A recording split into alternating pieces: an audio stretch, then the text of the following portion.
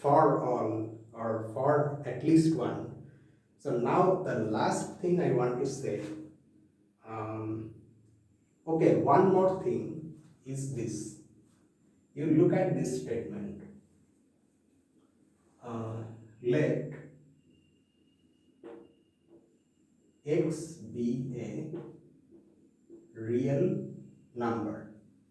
So here we have, in the beginning itself, we are saying the type of the variable x is a real number. Now with this assumption, I am now going to write an existential statement and a universal statement.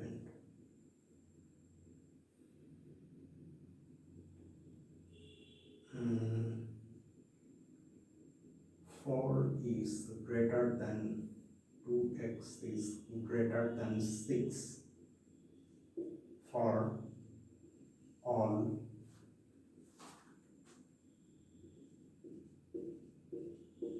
x. This is a universal statement and there is a corresponding existential statement. By now you already know. You just have to replace for all phrase by for at least one, or at least one x satisfying these inequalities. Now look at these two statements. How can, first of all, what do you think are they? Which one of them is true or which one of them is false? Okay, let's first go through this one, the second one, existential statements.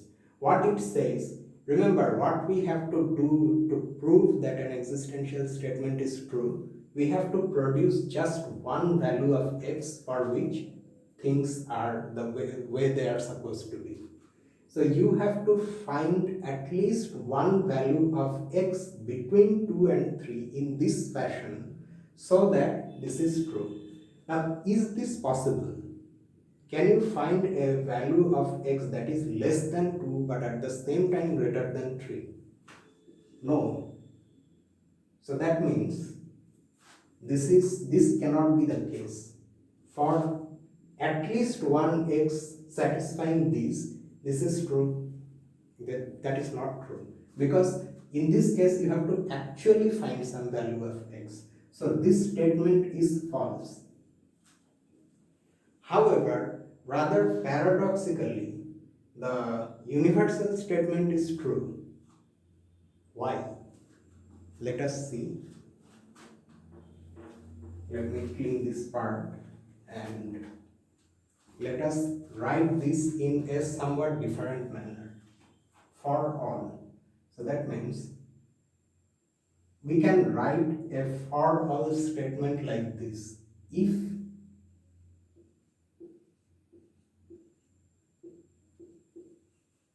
this, then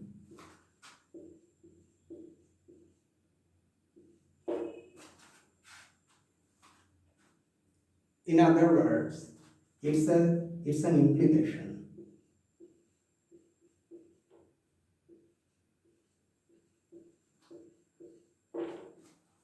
Now in this implication, keeping in mind that x is a real number, what about the hypothesis? Is the hypothesis true? No. No real number can be between 2 and 3 in this way, that it is less than 2 but at the same time greater than 3. Okay, so that cannot be the case. So the hypothesis is false, so implication is vacuously true.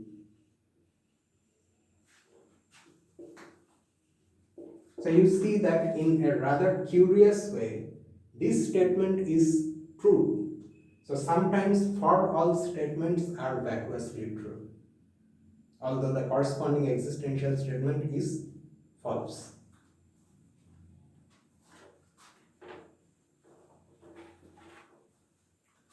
Finally, we come to the question of negating this type of statements, existential and universal statements. So I'm going to explain with an example, like always. X is a real number. So I have stated the type of the variable here. X is a real number. Having done that, now I write my statement down. X squared is equal to 1 for all x. What is the negation of this statement? Okay, this is a statement involving a variable, and of course, whenever there is a variable, you have to have a quantifier also. Apart from stating the type of the variable, you have to have a quantifier. So we want to negate this statement. This is suppose x, my statement. What is negation of x?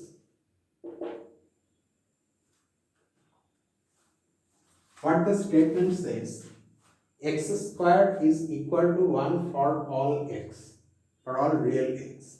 Note that the statement is false. Okay, but that's not what we are concerned about here. We are not asked to find the truth or falsity of this statement. We want to just negate the statement.